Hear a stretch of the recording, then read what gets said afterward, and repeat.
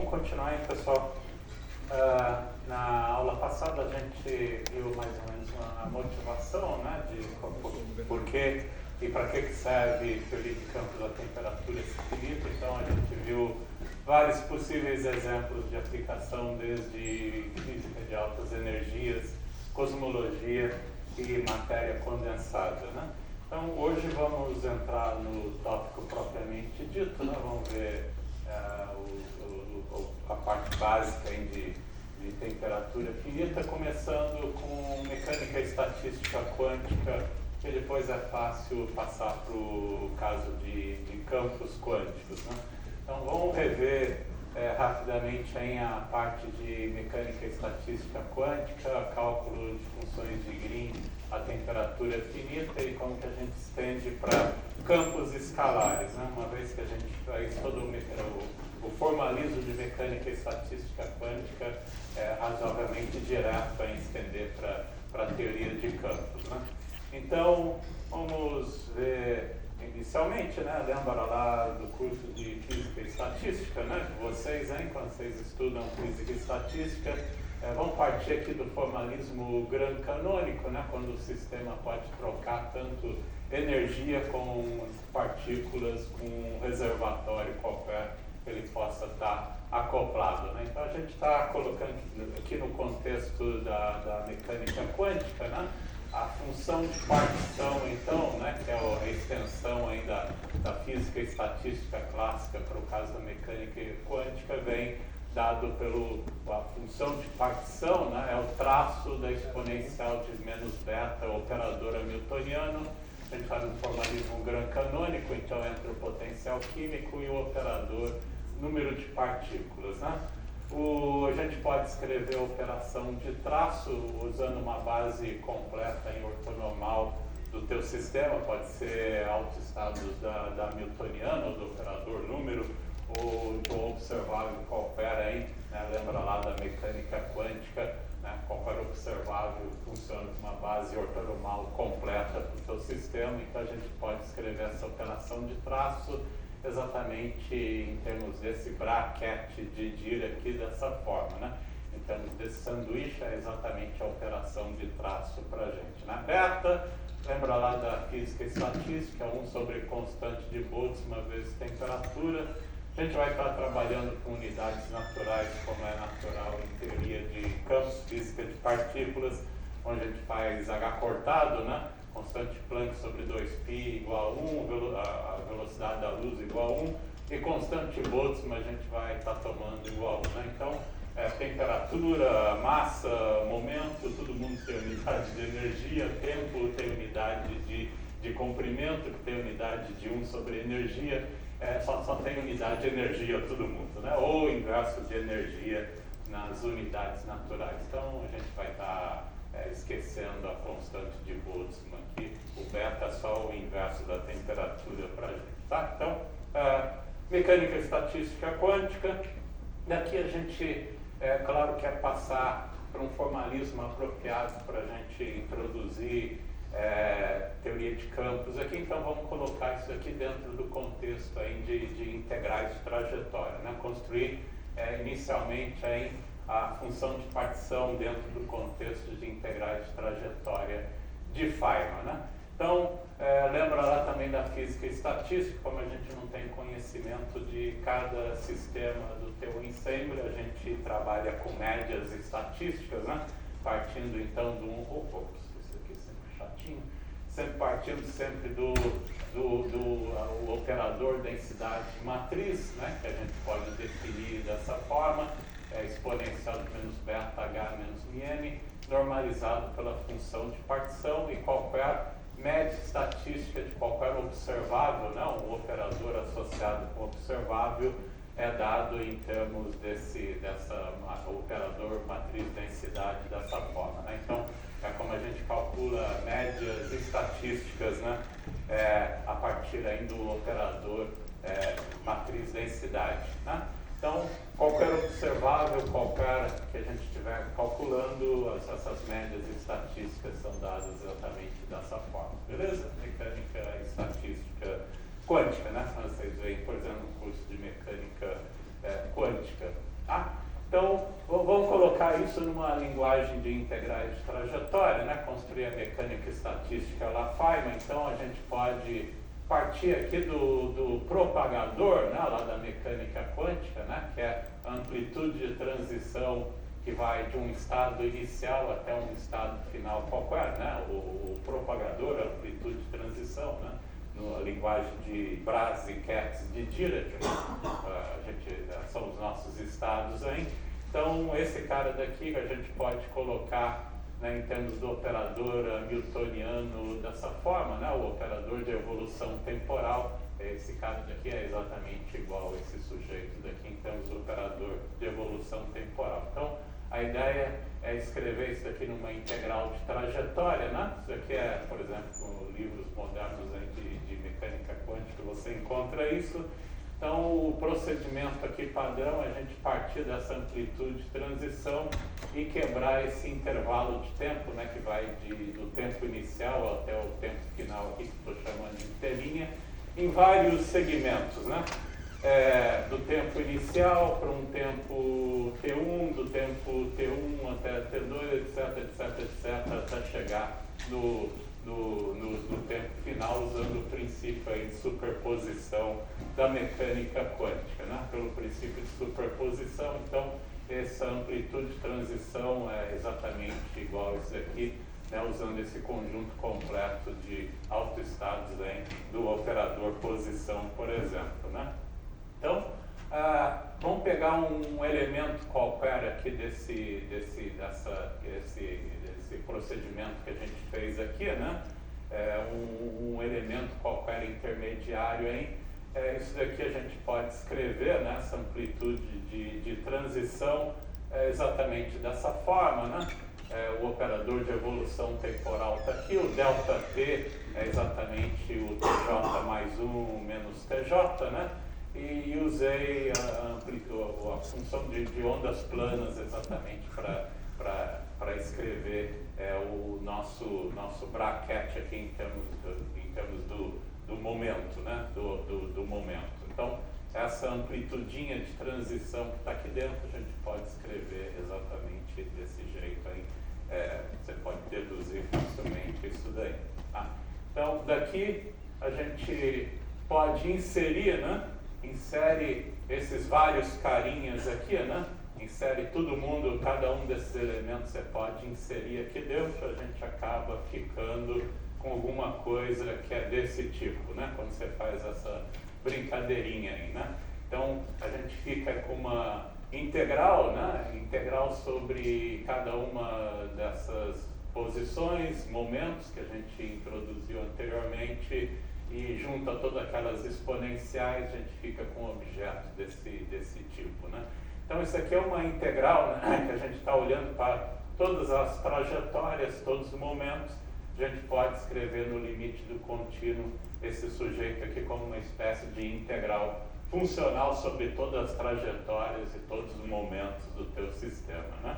Então, isso aqui é exatamente uma integral funcional, né? Completamente equivalente escrever essa amplitude de transição em termos dessa integral funcional, né? Sobre todas as trajetórias e momentos no espaço de fase do teu sistema, né? Então, é a mecânica quântica de Feynman, né? Que você escreve exatamente dessa forma, né? Aqui a gente pode escrever a newtoniana para um sistema conservativo, P2 sobre 2m mais energia potencial, seja ela qual for, né? Então é uma integral quadrática nos momentos, a gente pode fazer a integração de todos os momentos aqui, né? Ou aqui dentro, você pode fazer cada uma dessas integrações de momento, e quando a gente faz as integrais de momento, a gente acaba ficando na integral de trajetória só sobre o espaço de configurações, né? Em vez de trabalhar no espaço de fase, a gente trabalha então com a lagrangiana do sistema, né? Com a sua função de Q e Q ponto, ou seja, aparece a ação aqui, né? Então, essa amplitudinha de transição aqui é exatamente a integral funcional da exponencial de vezes a ação, né? É o resultado aí de Feynman para a mecânica quântica, né? Qualquer amplitude de transição que vai de um tempo t até um tempo t', é exatamente a integral funcional sobre o espaço de configurações da exponencial da ação, né? Entre esses dois intervalos de tempo, tá? Então, beleza? Alguma pergunta? Tranquilo? Então, daqui, né, a gente pode continuar desse objeto, né? Então, é mais conveniente a gente, em vez de trabalhar com o tempo de Minkowski, né? Aqui, vamos passar para o tempo euclidiano, vai ficar mais conveniente aí para a gente passar para o tempo euclidiano. Então, quando você passa para o tempo euclidiano, essa é a transformação, né? O tempo euclidiano está associado com o tempo real de Minkowski, né? Por I vezes T. Então, quando a gente substitui lá dentro, a gente fica com a mesma coisa no espaço euclidiano, né? Escrito em termos do tempo euclidiano e a lagrangiana euclidiana, né? Lagrangiana é a energia cinética mais potencial, a energia cinética, essa derivada é a derivada em relação ao tempo euclidiano, né? A derivada em relação ao tempo euclidiano, por isso que não é energia cinética menos potencial, né? No espaço euclidiano, é energia cinética no tempo euclidiano mais potencial, tá? Então, beleza, né? Então, vamos voltar lá para a nossa função de partição da mecânica quântica, como a gente tinha visto antes, né? Que é dado... Eu estou desprezando o potencial químico aqui, a gente pode depois introduzir o potencial químico, não tem problema. Vamos trabalhar só com o formalismo canônico mesmo, mas é fácil colocar o potencial químico. Então, a função de partição, como a gente viu, a gente pode escrever essa operação de traço, né? Numa base qualquer de um observável, vamos escolher a base como os autoestados do operador posição, que é no contínuo, né? Então, o traço é exatamente essa integral, né? sobre a posição, né? Então, aquele sanduíche que a gente tinha aqui, em termos dessa base formada pelo operador posição, é exatamente dado por essa quantidade, né? De exponencial de menos beta, o operador hamiltoniano, né? Então, aqui agora você pode fazer um pequeno truque, se você compara, né? Se você compara esses dois negócios aqui, né? A gente pode fazer um pequeno truque aí, se a gente faz essa associação, né? De beta como sendo o nosso tempo, intervalo de tempo euclidiano, né? Associa o beta como intervalo de tempo euclidiano, ou vice-versa, t' menos t menos i beta, né? Quando você vai para o tempo real aí, a gente pode formalmente interpretar, né? Esse exponencial que a gente tem aqui, né? Exponencial de menos beta h, como um operador de evolução no tempo euclidiano dentro daquele intervalo de tempo beta, né? A gente pode olhar isso daqui como exatamente um operador de evolução temporal no tempo euclidiano, né? Então, com esse truque aí, a gente pode escrever aquele exponencial de menos beta h, né? É o nosso operador de evolução temporal no tempo euclidiano, dentro desse intervalo que a gente está definindo, ou quando você vai para o tempo real, mesma coisa, está aqui.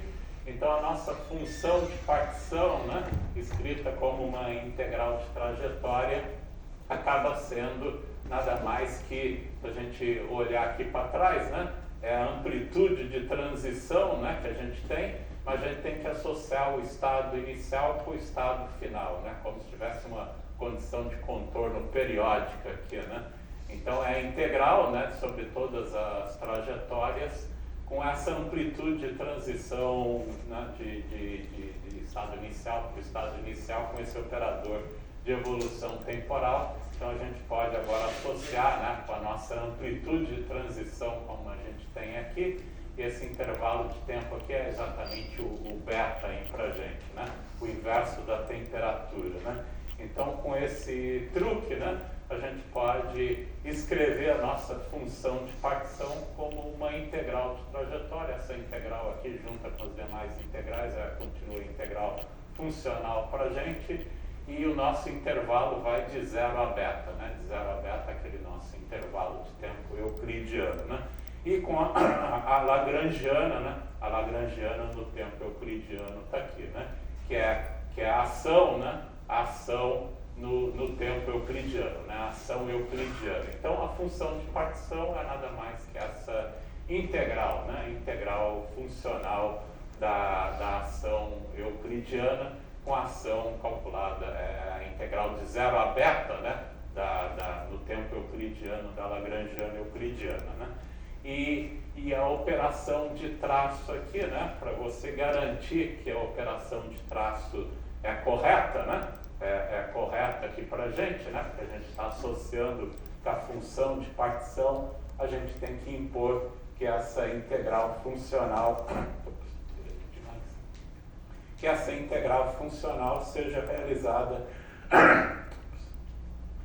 realizada sobre condições periódicas, né, no tempo euclidiano, exatamente para a gente poder associar com a operação de traço, né? O traço associa a posição inicial com a final, né? Então você tem que exatamente impor que essa integral de trajetória é feita sobre condições periódicas no tempo euclidiano, né? Então essa é a nossa função de partição lá da mecânica estatística quântica na linguagem de Feynman, né? Na linguagem física e estatística de Feynman. Beleza? Tá? Então, isso daqui vai ser fundamental para a gente, né? O fato da gente ter essa condição de contorno periódica no tempo euclidiano, né? Vai ser bastante importante aí para a gente, né? Quando a gente passa para a teoria de campos, por exemplo, né? E, tipo, a gente vai ter que impor também essas condições de periodicidade para os campos, né? Quando a gente está olhando no tempo euclidiano. Beleza? Então, daqui, né, a gente pode escrever, né, a gente pode estender, por exemplo, se a gente quer calcular funções de Green, etc., né, a gente pode introduzir convenientemente um termo de fonte naquela nossa função de partição. Então, é a nossa função de partição na presença de uma fonte, por exemplo, externa, né. Aqui a fonte é conveniente porque cada vez que você toma uma derivada funcional em relação à fonte, né, baixa um Q aqui da história, né? Então vai baixando o Q, vai tomando derivada na fonte, vai abaixando o Q, mas isso daqui é exatamente como se você estivesse fazendo uma média estatística, né? É a média estatística desses operadores de posição para a gente, né? Então, a média estatística sobre esses dois operadores de posição aqui no tempo tal 2, no euclidiano tal 1, é exatamente dado por uma integral funcional dessa forma, né? É a derivada segunda, né, da nosso funcional gerador, né, em relação à fonte duas vezes, e toma a fonte igual a zero, é exatamente a função de 2 pontos. Entra aqui, esse T aqui, não confundir com a temperatura, é o operador de ordenação temporal, né, que vem lá daquele procedimento que a gente fez anteriormente, né, de dividir, né? Dividir a nossa amplitude de transição nesses vários tempos intermediários. Então você tem que sair do tempo inicial, né? E chegar no tempo final, né? Então isso daí tem um ordenamento temporal para você poder escrever isso daqui de uma forma de integral de trajetória, né? Então por isso que a gente tem que impor aqui que qualquer que seja essas funções de Green que você esteja calculando, isso aqui tem que ter o ordenamento temporal, né? Quem acontece primeiro, né, tem que estar sempre mais para lá, né? Mais para lá, e quem acontece no final tem que estar mais para cá para você poder fazer aquele procedimento, né, de integral de trajetória, como a gente viu, né? Então isso aqui que garante, né? Se tal 1 for maior do que tal 2, não acontece nada. Se tal 1 for menor do que tal 2, você inverte, né? Inverte esses operadores para garantir que você possa escrever isso aí como uma integral de trajetória, né? Então, se você quer funções de Green de ordem maior, etc., vai tomando derivadas funcionais dele. Isso é interessante, você colocou antes uma definição de ordenamento temporal, você tomar tal 1 igual a beta e tal 2 igual a zero. Tal 1 igual... Aí você troca, aí vai. Eu identifiquei esses dois. Não, tá. Putz, tal 1 igual a 0, tal 2 igual a beta. Que diabo Mas isso é quando você faz a integral de trajetória, né? Você faz a integral de trajetória, mas o que você está calculando, o operador em si é diferente, né? Você faz a integral sobre condições periódicas, né? E o resultado disso, inclusive, é bem interessante. Tem no Kapusta, é um exercício que é muito divertido de fazer.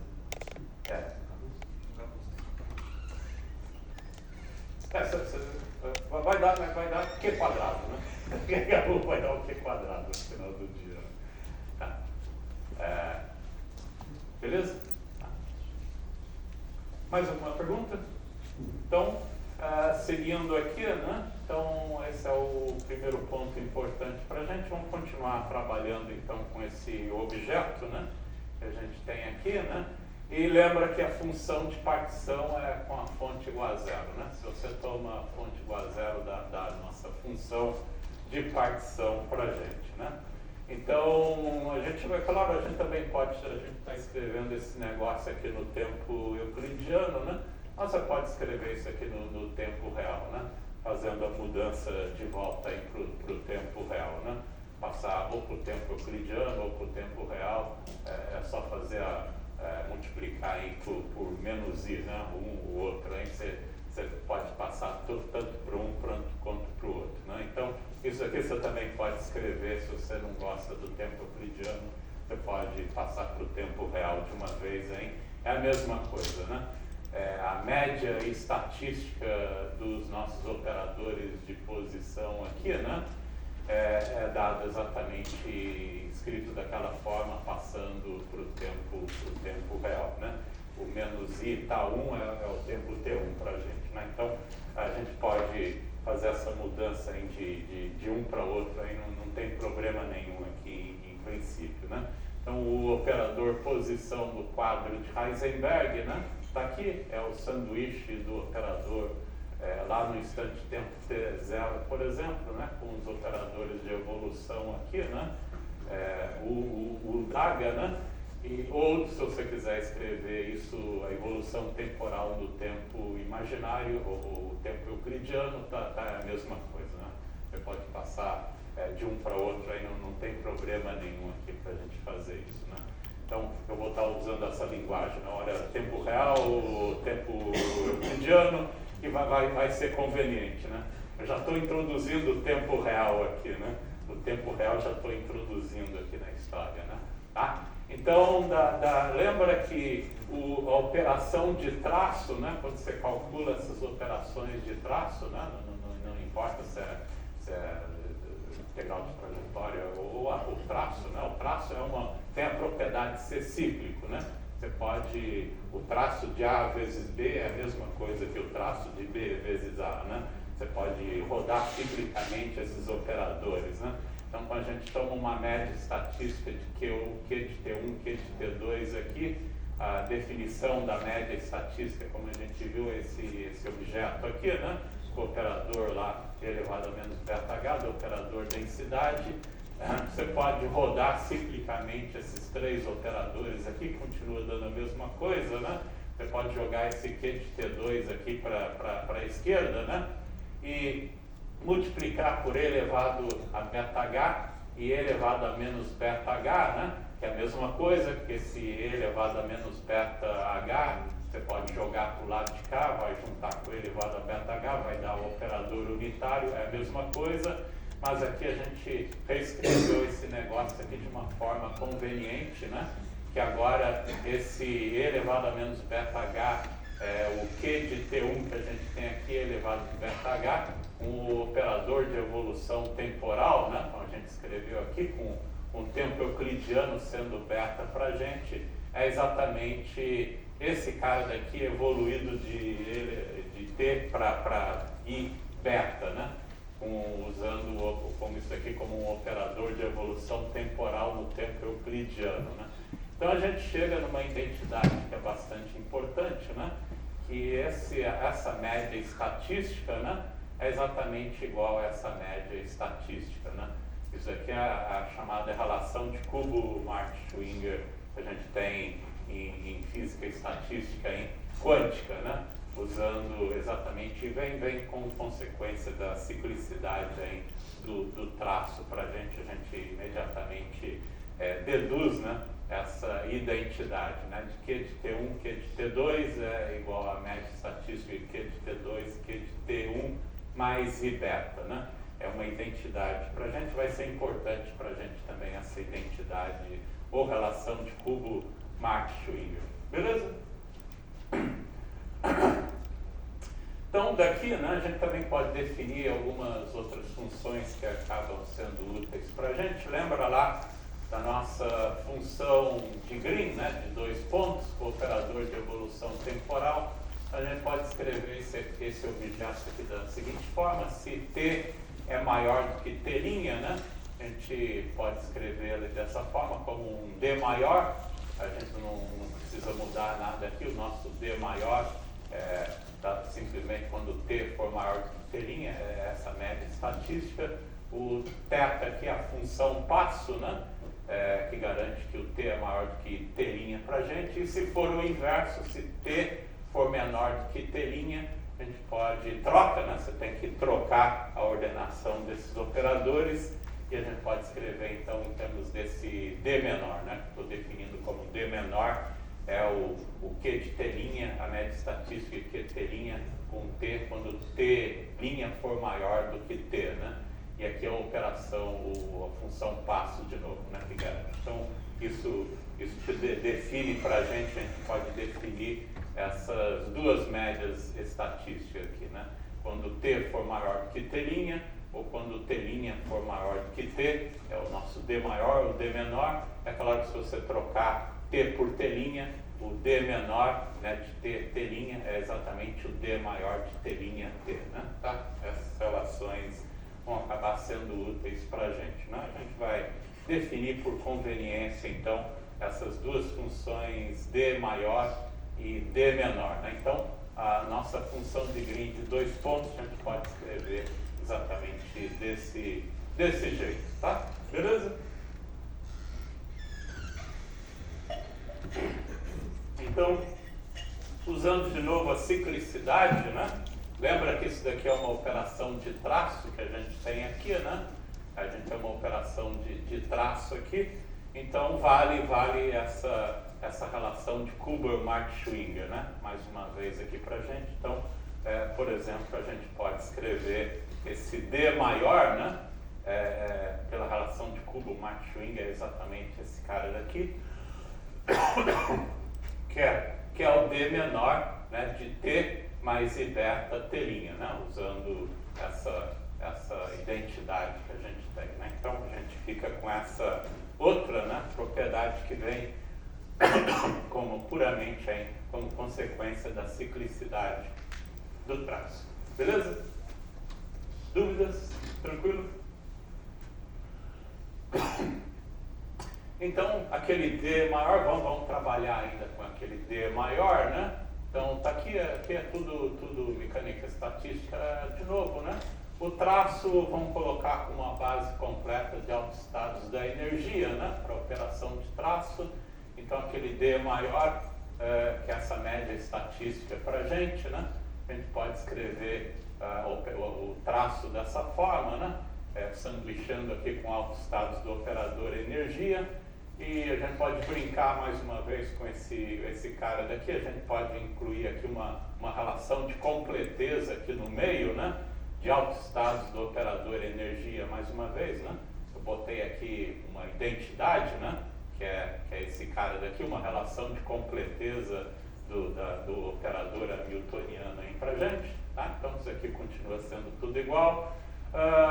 Isso daqui é uma amplitude de transição para a gente, né? Que a gente tem. É claro que você pode aplicar esse operador de evolução temporal do lado de cá, sair com o alto valor de energia. Esse cara você pode aplicar aqui no estado Bra, né? Sai com esse outro cara daqui, né? Mesma coisa, você pode fazer isso daqui, aplicar diretamente o operador de evolução temporal aqui e aqui, sair com esses altos estados de energia.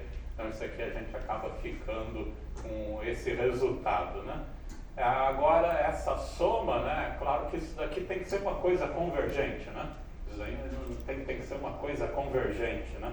Então, quando você impõe que isso daqui é uma quantidade convergente necessariamente, né, para fazer sentido, isso impõe uma condição aí entre o tempo, né, e a temperatura, né? Ou melhor, a parte imaginária aqui do tempo, né, e o inverso da temperatura, que é o beta aqui para a gente, para o D maior, necessariamente tem que satisfazer essa condição, né? Que a gente tem que ter uma exponencial negativa aí, necessariamente, né, para essa soma convergir, né? Quando você soma sobre todos os altos estados aí de energia, né? Então, quando você impõe que isso daqui é uma soma convergente, né, necessariamente você tem que impor essa condição no tempo imaginário, né? Na parte imaginária do tempo tem que satisfazer essa condição, né? A gente pode fazer o mesmo truque com o D menor, que a gente conclui que para o D menor essa soma toda ser convergente tem que satisfazer essa relação, né? Então a convergência completa da função de Green, né, de 2 pontos, a temperatura finita, né, para o nosso propagador lá, né, o anterior, tem que necessariamente ficar nessa região restrita no tempo imaginário, né, que vai de menos beta a beta, né? Então isso daqui vem como uma consequência da convergência dessa soma, né? Vem como uma propriedade da convergência, né? Necessariamente tem que satisfazer essa relação daqui para gente, né? Ou seja, no tempo euclidiano, né? Isso aqui é o tempo euclidiano para gente, é restrito entre menos beta e beta, né? Para nossas funções de Green serem quantidades convergentes aí necessariamente, né? Então isso aqui acaba sendo importante para a gente, vai ser fundamental, beleza? Tá? Isso é um estado matemático, né, pela convergência, mas é uma interpretação física isso? A interpretação física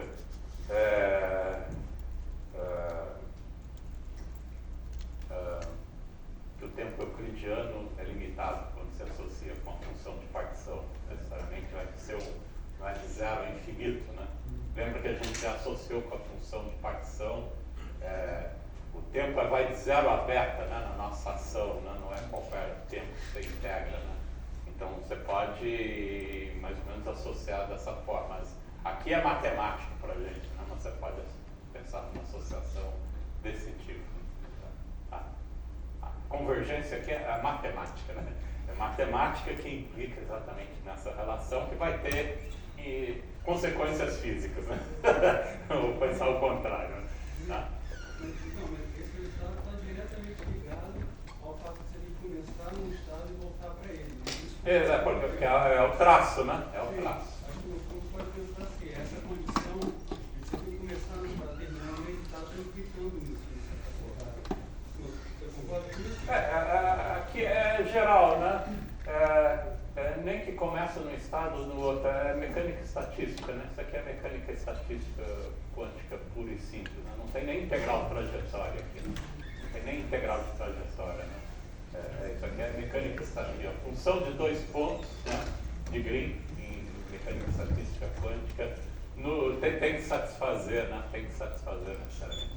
Isso independe daquela condição de conduta. Não, independe. Porque não tem nada a ver com integral de trajetória aqui, né? Tanto que se a gente vai para a temperatura zero, esse beta vai para o infinito. E você tem toda a refinação, como não tem problema. Na temperatura ainda você está no vácuo, né? Isso, mas o beta seria infinito, né? Esse intervalo não seria menos beta beta. Ainda não é mais mecânica estatística, né? Ainda não é mais mecânica estatística. Tá? Tudo bem? Então isso aqui não tem nada a ver com integral de trajetória, né?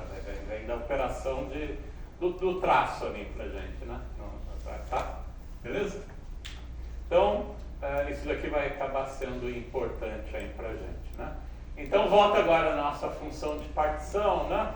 Nossa função de partição lá com o termo de fonte, né? Tá aqui que eu tinha usado até. Lembra que essas integrais funcionais sobre condições periódicas para a coordenada do tempo euclidiano. Vamos tomar um exemplozinho aqui, né? Para o potencial, vamos tomar o oscilador harmônico, né? A gente vai fazer massa igual a 1. só trabalhar com a frequência em unidades de massa igual, então mete aqui dentro, você pode escrever esse cara aqui desse jeito, né? Convenientemente aí a parte quadrática está aqui, né? Está aqui, é a mesma coisa, né? Só integrei por partes, né? Integrei por partes esse cara daqui e escrevi ele dessa forma, né? O termo de fonte está aqui, então essa é a nossa função de partição na presença de uma fonte, né? Aqui a gente pode agora fazer essa integral funcional explicitamente, né? Dizer que é uma integral quadrática, né? A gente só sabe fazer integrais gaussianas, a única integral que a gente sabe fazer é gaussianas, então a gente pode fazer essa integral gaussiana aí, né? Que é uma forma quadrática para a gente, né? A gente pode usar então essa identidade, né? Da integral de uma forma quadrática, né? Que dá esse resultado, né? Quando você integra sob uma forma quadrática, é o determinante aqui do objeto que a gente tem, o inverso do raiz quadrada determinante, meio de B, o inverso do A, né? B menos o C, que é o que aparece aí, né? O determinante, né? Essa raiz quadrada, o inverso da raiz quadrada determinante é exatamente essa integralzinha que não tem B nem C, né? Esse cara daqui. Então, no nosso caso lá anterior, a gente pode associar a nossa forma quadrática, esse aqui é o nosso A, o C é igual a zero, o B é o menos J, né? Então, em nosso caso, a gente tem essa associação, então usando essa fórmula aqui da integral de uma forma quadrática, o nosso funcional gerador, né, ou a função de partição na presença de uma fonte, dado dessa forma, né? O A é exatamente aquele operador diferencial que a gente tem aqui, né? Então vai ficar o B menos a fonte, né? Então a gente fica com esse cara daqui, esse sujeito daqui. O determinante aqui é o inverso da raiz quadrada do determinante, é essa integral funcional. E isso daqui a gente pode escrever, né? Isso daqui é exatamente a nossa função de partição, né? Se você joga a fonte indo para zero, né? Esse cara daqui some da história, isso daqui é a nossa função de partição. E o que está multiplicando aqui, né? É esse fator aqui, onde eu estou chamando esse ΔF, é o inverso desse operador diferencial, né? Então, a nossa função de partição na presença de uma fonte, a gente pode escrevê-la exatamente desse jeito, usando essa fórmula aqui da integral de uma forma gaussiana, né? De uma forma quadrática, né? Tá? Então, esse ΔF, então, é o inverso, né, desse operador diferencial, que satisfaz essa equação de Green, né? Essa equação de Green, então, é claro que é o inverso, o operador vezes ele mesmo vai dar, no caso, uma função de delta de Dirac, né? Satisfaz o ΔF, satisfaz essa função de Green aqui para a gente, né? Mas lembra também que se você deriva duas vezes o nosso funcional gerador, né? Deriva duas vezes daqui em relação à fonte, né? Deriva uma vez, deriva outra vez, era a função de dois pontos, né? E toma a fonte igual a zero, né? Então, se você deriva uma vez, deriva outra vez e toma a fonte igual a zero, a nossa função de dois pontos é exatamente esse ΔF, né? É a função de Green, né? É a nossa função de Green, então, é exatamente esse cara daqui, que é a nossa função de Green, é aquele objeto, né? Aquele operador de ordenação temporal que de tal no tempo euclidiano, né? A média estatística, né? Então, a nossa função de Green, né? Ou também que a gente chama propagador de Feynman, né? No caso, no tempo euclidiano, né? Lembra daquela definição que a gente deu para esse sujeito daqui, né? Como D maior, D menor, a gente pode escrever ele desse jeito, né? A nossa função de Green está conectada com aqueles D maior, D menor que a gente definiu antes exatamente desse jeito, né? No tempo imaginário, né? No tempo euclidiano, tá? Então, a gente vai estar trabalhando bastante agora com a nossa função de Green, né? Que satisfaz essa equação diferencial para uma função de Green padrão, e a gente pode associar com aquele D maior, D menor, desse jeito, tá? Beleza? Daqui então a gente pode mostrar, né, que a solução única, né, a solução única dessa equação diferencial, né, que satisfaz todas aquelas condições que a gente viu, né? Lembra que isso daqui tem que satisfazer aquela relação de Kubo-Marx-Schwinger, né, que vem da propriedade de ciclicidade do traço, né, e que é a solução única dessa equação diferencial. Aí fica como um exercício para vocês, né? Vocês podem mostrar que a solução daquela equação diferencial, né, e que satisfaz, né, aquela condição ou relação de Kubo-Marx-Schwinger é dada exatamente por essa solução daqui, onde o n de ômega, né, é a distribuição de Bose-Einstein, né? Aparece explicitamente a distribuição de Bose-Einstein aqui para a gente, né? Então, isso aqui você pode verificar, substitui esse cara, né, aqui dentro, né? Substitui esse cara aqui dentro, você pode verificar que ele vai satisfazer exatamente essa equação diferencial, né? Então, a solução das nossas funções de Green, né, ou do propagador de Feynman, a gente pode escrever exatamente dessa forma, né? No tempo euclidiano, com a distribuição de Bose-Einstein aparecendo explicitamente aí pra gente, né? A gente pode, de novo, se você não gosta do tempo euclidiano, passar para o tempo real, né? Passa para o tempo real, né? Tal é IT pra gente, né? Você pode escrever isso daqui também de forma análoga no tempo real, né? Então, é o nosso propagador de Feynman, né? No tempo real, é dado em termos daquele D maior, D menor, do mesmo jeito, né? Com D maior, D menor, quando você passa esse cara aqui para o tempo real, tá aqui, né? Só substituir direto aqui tal por IT, então você tem exatamente esses propagadores aí no tempo real, né? Você pode trabalhar do jeito que você quiser, né? No tempo euclidiano ou no tempo real. Se você não gosta do espaço euclidiano, você pode trabalhar no tempo real, né? Simplesmente fazendo a nossa mudançazinha aqui, não tem problema nenhum. Beleza? Tá? Então esse é o nosso propagador de Feynman, né? O propagador de Feynman da mecânica estatística quântica, né?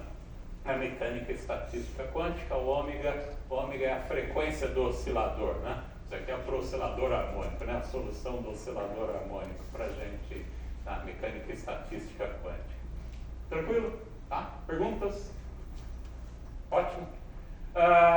Vamos definir uma outra quantidade, né? Que é a função espectral, né? Que é esse ρ de K0, que é nada mais que a transformada de Fourier, né? Para, em vez de trabalhar no tempo, né? Trabalhar com a energia, né? Que é o K0 aqui para a gente, né? Então, a transformada de Fourier desse cara daqui, que é nada mais que esse sanduíche, né? O comutador de Q de T com Q de zero e a média estatística disso, né? É o que a gente define como função espectral, né? Então, em termos desse cara daqui, né? Junto com a relação lá de Kubo-Marx-Schwinger, a gente pode mostrar, isso aqui fica fácil como exercício para vocês também, de mostrar que esse D maior e esse D menor, né? A gente toma a transformada de Fourier para a energia, né? Do tempo para a energia, a gente acaba ficando com essas relações, né? Onde o F aqui é a distribuição de Bose-Einstein, mas sem tomar o módulo, né, da energia. O K0 aqui pode ser positivo ou negativo para a gente, né? A distribuição de Bose-Einstein é quando você restringe só a valores positivos, né? Valores positivos aí. Então o F aqui, por isso que eu não estou chamando de N esse cara daqui, para distinguir desse outro sujeito, que é a distribuição de Bose-Einstein propriamente dita, né? Então, a gente acaba mostrando, quando você toma a transformada de Fourier do tempo para a energia, aquele D maior, D menor, fica expressos em termos desse ρ de K0 exatamente desse jeito, acaba sendo uma outra relação que vai ser útil aí para a gente. Tá? Tranquilo? Tá? Isso aqui é algebrismo, né? De tomar a transformada de Fourier daqueles objetos, né? Passar do tempo para energia, né? Ou frequência, se você quiser. Mas não tinha aquele limite da parte imaginária do tempo, entre beta e beta?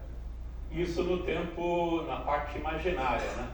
A parte imaginária do tempo é restrita daquela forma, mas no tempo real não, né? No tempo real. Essa deformada é no tempo real, por isso não tem Exato. mais que A restrição é quando você olha no plano complexo do tempo, a parte complexa do tempo tem que estar restrita. Mas não no tempo real não tem restrição. Tudo bem? Então vamos tomar aqui um outro exemplozinho, né? Continuar com o oscilador harmônico, né? Que serve para tudo para a gente. Então lembra lá a coordenada, né? Do oscilador harmônico em termos de operadores de criação e destruição, né? A gente pode escrever desse jeito, né? Lá da mecânica quântica. Então aquela função espectral, né? Que é dada por esse média estatística, né? Do comutador de Q de T com Q de T0, substitui o Q aqui dentro, né? Usa esses operadores de criação e destruição. Você pode mostrar que esse cara você pode escrever explicitamente desse jeito, né? Usando a relaçãozinha, o comutador fundamental lá da mecânica quântica, né? O A, adaga igual a 1, a gente acaba ficando com esse resultado, né? Brincando aqui com a expressão, você acaba deduzindo exatamente essa expressão, né? Onde o epsilon aqui é a função sinal, né? Se o K0 é positivo, dá 1, se o K0 é negativo, dá menos 1, né? A gente chega exatamente nesse resultado aqui para a nossa função espectral por causa do oscilador harmônico, né? Tá? Então, daqui a gente pode também, né? Olhar para o nosso propagador, né? A nossa função de 2 pontos lá de Green, né? O que a gente está chamando também de propagador no tempo real, né? Em termos da função espectral, né? A gente pode escrever ele, como a gente tinha feito anteriormente, em termos da função espectral e olhar para a transformada de Fourier desse cara daqui, né? E isso daqui, quando a gente usa, então, essas definições que a gente deu anteriormente, né? Que o D maior, D menor, etc., pode escrever em termos da função espectral, né? E a função espectral você pode também escrever ela dessa forma. Quando você usa essas expressões, você pode mostrar, né, que o nosso propagador de Feynman, a transformada de Fourier dele, você pode escrever exatamente desse jeito, né? Separa naturalmente numa parte de vácuo, que não depende da temperatura, e uma parte que depende lá da distribuição de Bose-Einstein, né? Que depende da temperatura. O I epsilon aqui entra exatamente quando você está olhando para esses propagadores de Feynman na integral funcional, né? Talvez o Sebastião falou isso, né? Na aula de integral funcional, para a integral funcional do vácuo convergir, é uma das maneiras, ou você vai para o tempo euclidiano, né? Que você garante que a integral funcional vai convergir, ou se você está no tempo real, você tem que usar aquela prescrição I epsilon, né? Para poder a integral funcional convergir. Então esse I epsilon aparece exatamente para poder ter a convergência na integral funcional que aparece na função de Green de 2 pontos, né? E a parte de temperatura está aqui, né? Então isso é uma característica que a gente tem, a temperatura finita, e qualquer quantidade que a gente calcula, a temperatura finita, acaba sempre separando numa parte de vácuo, né? Que é esse cara daqui, e uma parte dependente da temperatura, né? A gente vai ver isso aparecendo sempre, né? Sempre vai aparecer essa divisão, né? Não vai ter mistura, né? O vácuo está sempre separado ainda da parte de temperatura, né? Tá? Então, isso a gente vai ver também aparecendo várias vezes. Então, continuando aqui, né? Vamos voltar de novo para o tempo imaginário. Eu estou indo e voltando, né? Tempo real, tempo imaginário. Que é conveniente para a gente, dependendo da situação. Volta lá para o tempo imaginário, que você tem aquela restrição, então, no tempo euclidiano, né? Tem aquela restrição, não é sobre todo o intervalo de tempo euclidiano. Então, se a gente olha, por exemplo, lá da relação de Kubo-Marx-Schwing, da ciclicidade do traço, da periodicidade, né, no tempo euclidiano, né, o tempo euclidiano está restrito, então, entre 0 e beta, né? A gente não integra sobre todo o tempo euclidiano, né? Então, com qualquer transformada de Fourier que você faça no tempo euclidiano, não pode ser uma transformada de Fourier no contínuo, né? Tem que ser discreta, né? Quando você quantiza lá na mecânica quântica a partícula dentro de uma caixa, né? As frequências não são contínuas, são frequências discretas sempre, né? Então, pelo fato de você estar num tempo, né, restrito naquele intervalo, né? Então, olhando lá para a nossa função de Green, né, no tempo euclidiano, então satisfaz aquela relação de Kubo-Marx-Schwinger. Eu estou tomando um dos tempos aqui igual a zero, né? O tal igual a zero e o tal linha igual a tal para a gente, né? Então, a gente acaba ficando só essa relação de Kubo-Marx-Schwinger com o nosso propagador dessa forma. E além do mais, como isso daqui está no intervalo de tempo, no tempo euclidiano finito, né? Então, quando a gente toma a transformada de Fourier desse cara daqui, necessariamente as frequências são discretas, né? São frequências discretas para a gente, né? Então, as frequências discretas, quando a gente passa para o espaço de energia, né? A gente só encontra frequências discretas, que são chamadas frequências de Matsubara, né? Que é 2πn sobre beta, ou 2πn vezes a temperatura, só números pares, né? Múltiplos pares de π, né?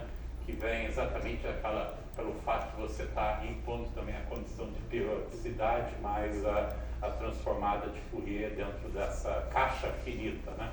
Que tem comprimento de 0 a beta, né? Então, todas as frequências são frequências discretas, né? Essas são as chamadas frequências de Matsubara, né? Então, uma transformada de Fourier das nossas funções de Green no tempo euclidiano são vai aparecer essas frequências discretas para a gente, né? Tá? Beleza? Então, né? Se a gente toma a transformada de Fourier do nosso propagador no tempo euclidiano, né? Tá aqui, o tempo euclidiano é restrito a 0 a beta, né? Vai ser exponencial de energia vezes o tempo, as energias são todas discretas, né? Então, isso aqui é a nossa transformada de Fourier do delta beta. O inverso da transformada de Fourier está aqui, né? Acaba sendo 1 sobre beta, a somatória sobre todas aquelas frequências discretas. Essa aqui é a transformada de Fourier do tempo euclidiano para a energia, da energia para o tempo euclidiano, né? E você pode substituir um no outro, etc. Você acaba deduzindo essas duas identidades aqui para a gente, né? A integral de 0 a beta dessas exponenciais das frequências da beta delta de Kronecker e 1 sobre beta somatória de ômega n dá um delta de Dirac. Vem quando você substitui uma na outra e brinca com essas expressões, você chega nessas identidades, tá? Beleza? Então, até aqui eu acho que tudo bem, eu espero. Eu espero que dê tudo bem, tá? Então, são identidades que a gente acaba obtendo, né? Você pode brincar em, acaba chegando nisso, né? Então, lembra então, né? Como a gente está naquele intervalo de 0 a beta, né? O nosso propagador, a gente está olhando só para o D maior, né? Não estou olhando para o intervalo de menos beta a 0, que seria o nosso D menor. Então, no intervalo de 0 a beta, a gente está, nosso delta beta, né? O propagador de Feynman é só aquela função D maior, né? E das equações anteriores que a gente tem, você pode mostrar, né? Que esse delta beta vem dessas duas integrais. Você pode escrever as relações anteriores que a gente tem dessa forma, brincando com as expressões, esse D maior, a gente pode expressar em termos daquela função espectral que já tinha definido antes, né? Aquela função espectral, eu tinha escrito antes, era uma delta de Dirac, etc., né? Que você pode usar para resolver essa integral, né? Em K0, e usando então a função espectral que eu tinha dado anteriormente aqui, você chega nesse resultado para o propagador de Feynman, a transformada de Fourier dele, né? Em termos das energias, as frequências discretas, né?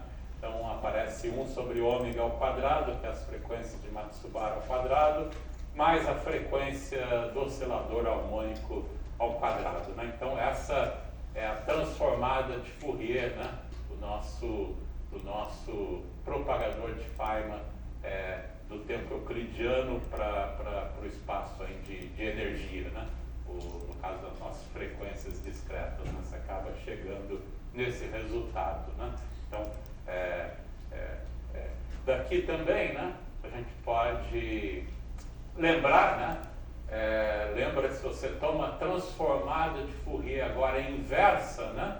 Desse objeto que a gente tem aqui, a gente tem que voltar naquelas expressões anteriores que eu tinha definido antes para o D maior, D menor, né? No caso a gente está olhando para o D maior, né? Então a transformada de Fourier inversa daquele cara lá tem que voltar nesse sujeito. Daqui a gente está fazendo tal linha igual a zero e um tal qualquer, então com isso a gente tomando a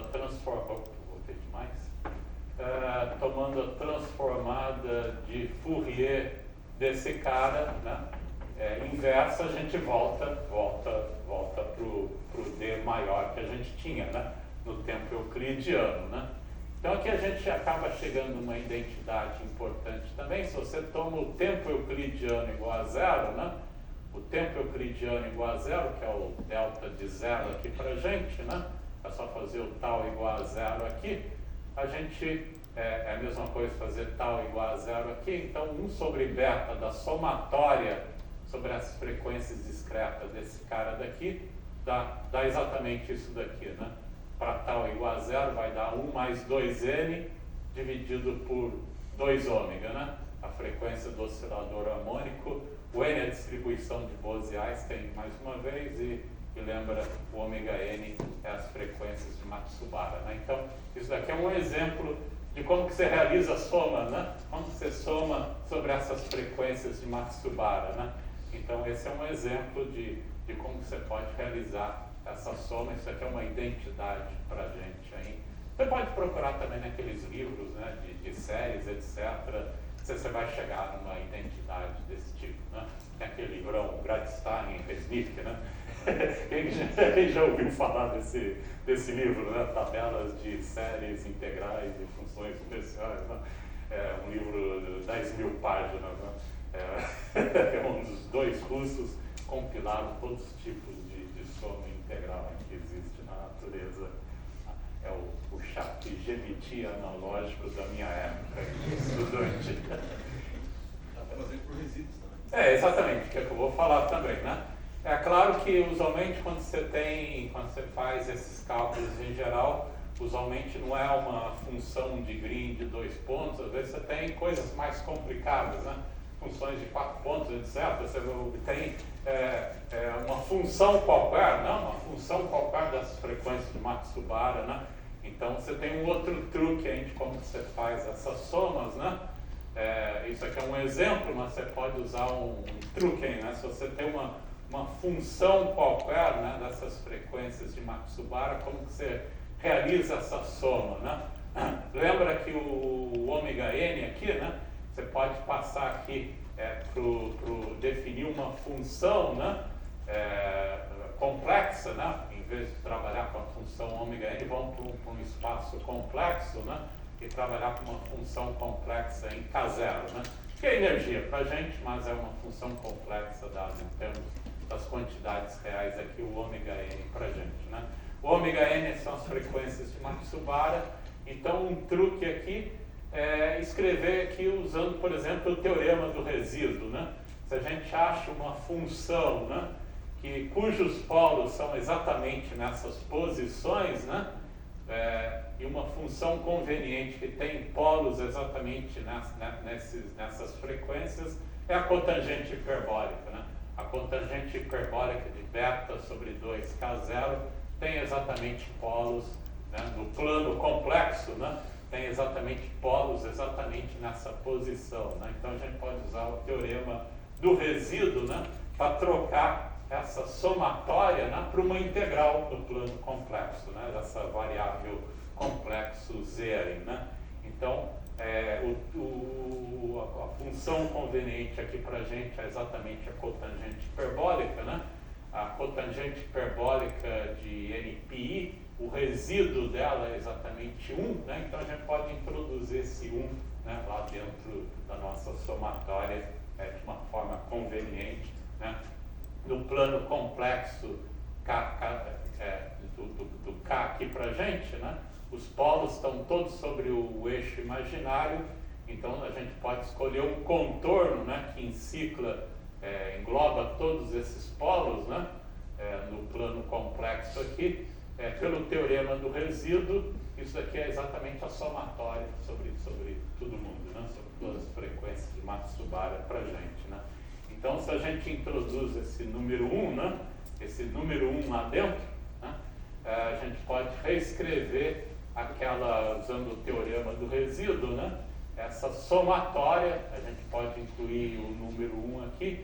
Isso daqui é exatamente uma integral sobre aquele plano complexo, né? É exatamente idêntico fazer aquela somatória, né? Em vez de fazer a somatória, você não acha essa somatória em lugar nenhum, né? Pelo menos você usa o teorema do resíduo para fazer a integral, né? E olha para os polos, então, da nossa função complexa, né? Você pode deformar esse contorno aqui, né? Você pode deformar esse contorno aqui de forma apropriada, né? De forma a pegar o semi-eixo direito ou o semi-eixo esquerdo, né? Onde estão provavelmente localizados os polos daquela função complexa, né? E usar o teorema do resíduo vai te dar exatamente o resultado dessa somatória para a gente, né? Então, a gente pode deformar, né, aquele contorno, por exemplo, usando esse contorno C1 ou esse contorno C2, né, e que eventualmente vai englobar os polos daquela função complexa para a gente. É uma forma de resolver para qualquer somatória complicada que você tiver, né, dessas funções aí de frequência de Matsubara, né, usar o teorema de resíduo para realizar isso, né. Então, aquela cotangente hiperbólica, a gente pode brincar um pouquinho com ela aqui, né? Bababá, você brinca com exponenciais aqui, você pode escrever ela desse jeito, né? Apareceu aqui, ó, a distribuição de Bose-Einstein mais uma vez, né? Então, joga tudo isso daqui, aquela cotangente hiperbólica, joga lá a nossa integral, né? De contorno deformada, né? Pegando o contorno C1 e C2, o semi-eixo do lado direito, semi-eixo do lado esquerdo, né? E aqui a gente vê mais uma vez essa propriedade, né? Brincando só com a cotangente hiperbólica, já separa uma parte que não depende da temperatura e uma parte que depende da temperatura, né? Aparece aquela separação natural, né? Então, qualquer soma de frequência de Matsubara de uma função complicada qualquer sempre vai separar uma parte de vácuo e uma parte de temperatura, né? Aparece a divisão mais uma vez aí pra gente, né? Brinca mais uma vez com esses contornos aqui, né? Faz umas mudançazinhas de variáveis aí, né? Você pode reescrever aquelas integrais de contorno desse jeito, né? A parte que não depende da temperatura, a integral que vai de menos i a infinito até mais i infinito, né? Da parte de vácuo, que não tem nenhuma restrição. E a parte no contorno que você pode pegar só no contorno do lado direito, né? O semiplano do lado direito, que fica a parte da temperatura, né? Então, quando você brinca um pouquinho mais com esses caras aqui, né? A gente acaba podendo escrever essa integral exatamente dessa forma, né? A parte de vácuo está aqui e a parte de temperatura está aqui, né? Envolve a parte de temperatura para qualquer função, qualquer que você esteja calculando, né? As suas frequências de Matsubara. Então isso é bastante útil quando você tem uma função complicada dessas frequências de Matsubara. Se você não sabe fazer a somatória, você pode, mas você sabe quais são os polos, né? Os polos da tua função que você está calculando, usar o teorema do resíduo, né? Para escrever como a integral sobre um contorno inapropriado, né? No plano complexo. Tá? Então essa é a forma que a gente realiza, em geral, somas complicadas sobre as frequências de Matsubara. Vou passar rapidamente, né, com o campo escalar. Agora a gente vai dar o pulo aqui para o campo escalar. Então vamos agora passar para o campo escalar. Né? O campo escalar está aqui, né, um exemplo, uma teoria de um campo escalar φ, com um termo de massa e um termo de interação, né, um termo quântico, né, teoria lambda φ4, por exemplo. Né? Lá no Tião Sebastião, lá vocês devem ter aprendido a calcular a função de partição, né, para o vácuo, né, a função de funcionar o gerador, né, lá não tem função de partição. É o funcionar o gerador desse cara daqui, é a mesma coisa, né, integra sobre todas as configurações de campo da exponencial da ação, né, tá aqui a ação, né, tá, entra a normalização aqui, é quando a fonte é igual a zero, né. Então, o nosso funcional gerador, a gente pode passar isso daqui para o tempo euclidiano, né? Pode passar para o tempo euclidiano. Então, quando você passa para o tempo euclidiano, lembra que a gente pode associar com a nossa função de partição, desde que a gente faça a integral sobre condições de contorno periódicas no tempo euclidiano, né? Então, o equivalente, né, da nossa função de partição ou na presença de uma fonte é fazer essa integral funcional com condições periódicas no tempo e ação euclidiana, né? A ação euclidiana está aqui, né? Está aqui a nossa ação euclidiana, eu passei para o espaço euclidiano, eu posso escrever aquela ação euclidiana dessa forma, integrando por partes, né? Esses dois termos aqui, escrever em termos desse operador diferencial. E se você faz a fonte igual a zero, isso é a gente viu que isso é a função de partição, né? É a nossa função de partição, está aqui, né? Está aqui a nossa função de partição. Né? E quando você faz a integral funcional sobre com condições periódicas no tempo euclidiano, que vem pelo fato de você estar associando, né, a nossa integral funcional com a operação de traço, né? Necessariamente você tem que impor essas condições periódicas no tempo euclidiano. Depois, quando a gente trabalhar com Fermi, na aula que vem, é um pouquinho diferente, que Fermi é diferente de campo escalar, que é um bóson, né? Muda um pouquinho isso, mas para bósons, que é um campo escalar, satisfaz exatamente condições periódicas no tempo euclidiano. Então, pulando aqui, né? Mecânica estatística quântica para o campo escalar, né? Esse aqui é um operador agora para a gente, né? Então, a nossa função de Green, mesma coisa, quer definir a função de Green de 2 pontos, é a média estatística, né? Do operador de ordenação temporal e entre os dois operadores aqui, né? Troquei o Q por φ, né? O operador de campo aqui para a gente.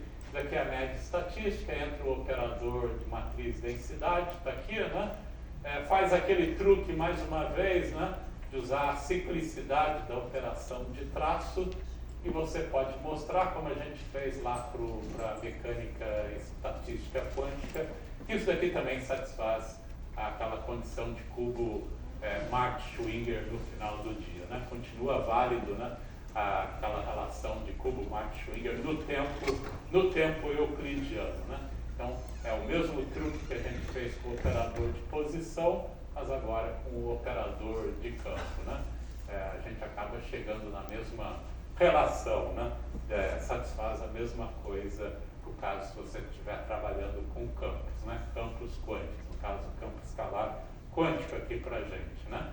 E a gente também pode escrever, né? Então, nosso funcional gerador, a função de partição, né? Na presença de uma fonte. Vamos expandir perturbativamente aquela exponencial que a gente tem lá na nossa ação, né? Para lambda pequeno. Então, você pode escrever aquela relação que a gente tinha aqui, expandindo essa exponencial que a gente tem aqui dentro, né? Perturbativamente em lambda, a gente pode escrever esse cara daqui perturbativamente. Depois a gente vai ver na aula que vem um pouco mais em detalhe isso daqui também, tá? Desse jeito. Mas lembra que cada φ, né, que a gente tem aqui, você pode escrever como uma derivada funcional no J, né? Cada vez que você toma uma derivada funcional em J, baixa um φ, vai baixando um φ. Então, esses 4 φs que a gente tem aqui são 4 derivadas funcionais em J que a gente tem, né? Você pode reexponenciar todo mundo aqui, né? Reexponencia todo esse bicho aqui. Então, isso aqui é a mesma coisa que essa exponencial de 4 derivadas funcionais em J, atuando o funcional gerador livre, né? Sem o termo lambda, né? Só os termos quadráticos que estão aqui, que de forma análoga ao que a gente fez para o oscilador harmônico, você pode escrever uma função de partição livre, né? E o termo que depende de fonte está aqui, né? De forma análoga ao que a gente fez para o oscilador harmônico lá, né?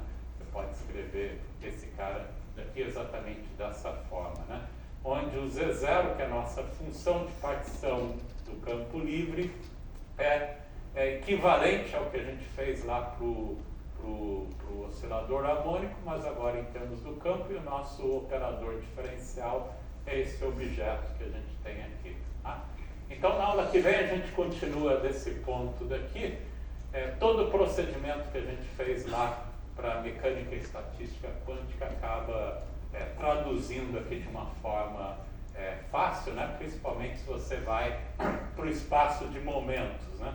Se você vai para o espaço de momentos, isso aqui acaba dando um K2 para a gente, né?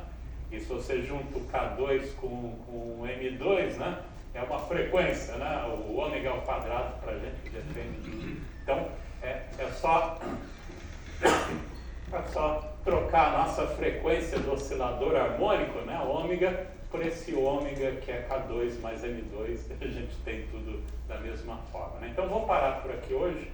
Tá? Talvez estou um pouquinho atrasado, tem talvez 10 minutos aí de perguntas. A gente vai partir exatamente desse ponto daqui na aula que vem. Tá? Beleza?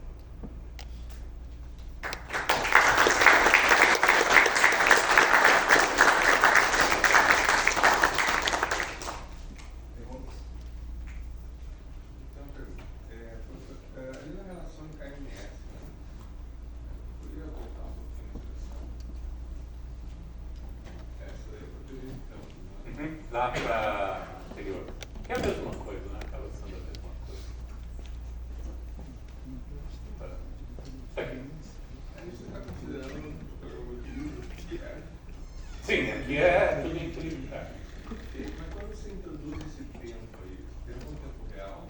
Tempo real. Aí como é que seria isso do ponto de vista físico? Você tem nenhuma dependência no tempo. Isso não tem problema nenhum. Você está num banho térmico que é a temperatura constante. Né? Os seus operadores podem estar evoluindo no tempo. Que a temperatura aqui é do teu meio, né? Que permanece constante, né? Não muda a temperatura. Mas os seus operadores ainda podem evoluir no tempo. Né? Então você pode calcular médias estatísticas quânticas de operadores que evoluem no tempo, mas a temperatura é sempre constante, está em equilíbrio. Pensando no ponto de vista prático, né? Então você vai fazer uma medida, você coloca o sistema em contato com o reservatório térmico. Com um reservatório infinito, né? Por exemplo, está sempre a temperatura Alguma constante. coisa acontece lá e você espera um determinado tempo. O teu sistema pode trocar a energia com o reservatório, o reservatório não vai ser afetado pelo seu sistema. Você espera um determinado tempo até o teu sistema entrar em equilíbrio. Exato. Então, Na parte que estão seria um tempo de É. relaxação muito Não, aqui o tempo aqui é o tempo do teu sistema, né? É o tempo do seu sistema. O que vai acontecer com o sistema, não sei, né? Vai depender do que você está tratando. Mas qualquer opção, você pode sempre calcular médias estatísticas, não tem problema nenhum. Você não vai calcular isso a tempo zero, né? Você pode calcular a qualquer tempo. O teu meio está sempre a temperatura constante, está em equilíbrio. Então, agora o teu sistema vai ter uma evolução, né? Tem uma equação de Liouville, né? Liouville von Neumann para o sistema, né? Você pode calcular como que o sistema vai evoluir.